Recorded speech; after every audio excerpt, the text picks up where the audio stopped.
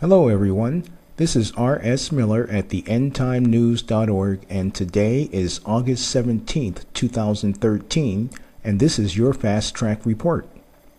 Israel strikes Syrian position in retaliation for multiple shells hitting the Golan.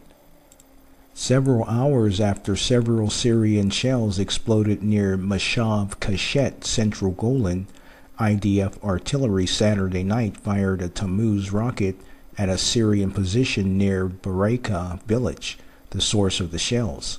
14 injured Syrians crossed the border and were transferred to 3 Israeli hospitals for treatment. According to reports in Israeli media, the army decided to return fire after several incidents of errant shells hitting the Golan on Saturday morning, and after repeated complaints from the IDF to the United Nations peacekeeping forces in the area about the issue. Fukushima apocalypse. Years of duct tape fixes could result in millions of deaths.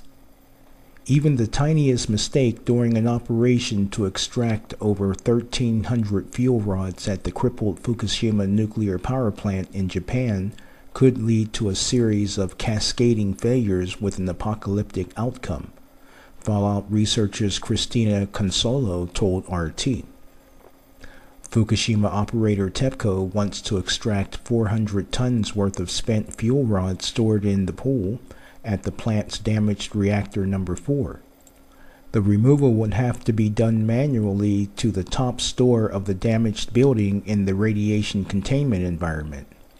In the worst-case scenario, a mishandled rod may go critical, resulting in an above-ground meltdown releasing radioactive fallout with no way to stop it, said Consolo, who is the founder and host of Nuked Radio. But leaving the things as they are is not an option, because statistical risk of a similarly bad outcome increases every day, she said. RT reporter asked the question, how serious is the fuel rod situation compared to the danger of contaminated water buildup, which we already know about? She said, although rod removal happens on a daily basis at 430 plus nuclear sites around the world, it is a very delicate procedure even under the best of circumstances. What makes fuel removal at Fukushima so dangerous and complex is that it will be attempted on a fuel pool whose integrity has been severely compromised.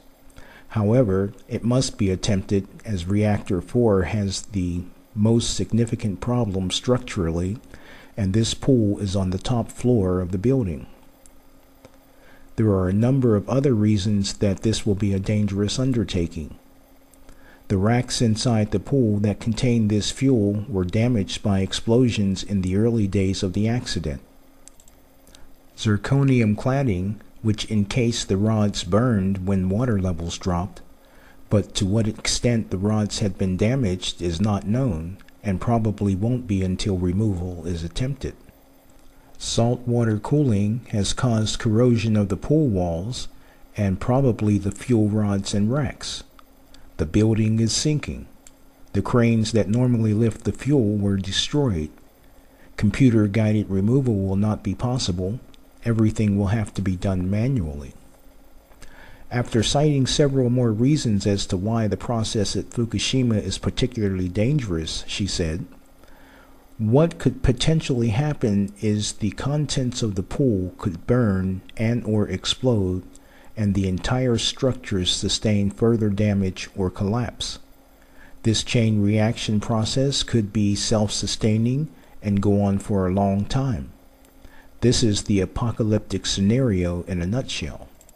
The report goes on to say that renowned theoretical physicist Michio Kaku stated in an interview a few weeks after the initial accident that TEPCO is literally hanging on by their fingernails. They still are and always have been. The Japanese have proven time and time again that they are not capable of handling this disaster. Now we are entrusting them to execute the most dangerous fuel removal in history. We are extremely lucky that this apocalyptic scenario hasn't happened yet, considering the state of reactor number 4. But for many, it is already too late. The initial explosions and spent fuel rod fires may have already sealed the fate of millions of people. Time will tell. Anyone who tells you otherwise is not being honest, because there is just no way to know. Saudi Arabia's King Abdullah backs Egypt's military ruler, warns against outside interference. Condemned widely by the West, Egypt's military rulers received a powerful shot in the arm Friday, August 16th, with an unprecedented public assurance by Saudi King Abdullah of the kingdom's support for Egypt in the fight against terrorism, a euphemism for the Muslim Brotherhood. In a statement over official Al Akhbariya TV on Friday, he said Egypt's stability is targeted by haters and warned that anyone that interferes in Egypt's internal affairs seeks to waken sedition. It seems that battle lines are being drawn and sides are being taken, and blood is thicker than water. In contrast to broad Western condemnation, Jordan on Saturday joined Saudi Arabia and the United Arab Emirates in backing the Egyptian military crackdown on the Muslim Brotherhood. In its first reaction, Amman said that it backed Egypt's efforts to impose the rule of law and combat terrorism. In a statement carried by the Petra news agency, Foreign Minister Nasser Judah said, "All Arabs and Muslims should stand firm against attempts to tamper with Egypt's security and stability." Well, that's the end of this report. May God bless you and have a good weekend.